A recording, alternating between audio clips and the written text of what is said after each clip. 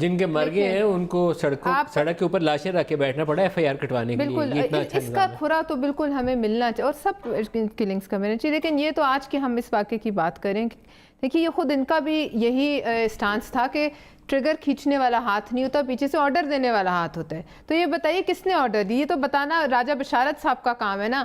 اب راجہ بشارت صاحب کا بھی آپ کو یاد ہوگا کہ سپریم کورٹ میں وہ سیمل کامران ایم پی اے گئی تھیں ان کے خلاف, اور انہوں نے کہا کہ میں ان کی منکوہا ہوں اور انہوں نے میرے جوان سال بیٹے کو قتل کرایا. وہ ایک ایم پی اے رہی ہیں اس ملک کی. مطلب ایک عام اس طرح سے الزام وہ نہیں لگا. چیف جسٹس ثاقب نثار نے خود سنا وہ کیس. آج وہ آپ کے لاء منسٹر ہیں. کیا انصاف کی توقع رکھتے ہیں؟ یہ کے پی کے کی پولیس کی بات ہو رہی ہے. یہ نور عالم خان کو جانتے ہیں؟ آپ کا ایم این اے ہے نا نور عالم. یہ اس کی ٹویٹ دیکھیے. اس نے کہا, یہ ٹویٹ ہے کہ اس نے کہا ہے کہ کے پی کے میں بھی کوئی مثالی پولیس نہیں ہے. میرے ساتھ خود انسیڈنٹ ہوا, میں ایم این اے تھا اپنی فیملی کے ساتھ, اور میں ایم این اے ہوں, میرے ساتھ ایسے ہو سکتا ہے تو عام لوگوں کے ساتھ کیا ہوگا. لہٰذا ہمیں یہ باتیں نہیں کرنی چاہیے کہ کہیں کوئی دودھ اور شہد کی نہری. یہ آپ کا ایم این اے ہے, اس سے پوچھیے. آج کی بات ہے.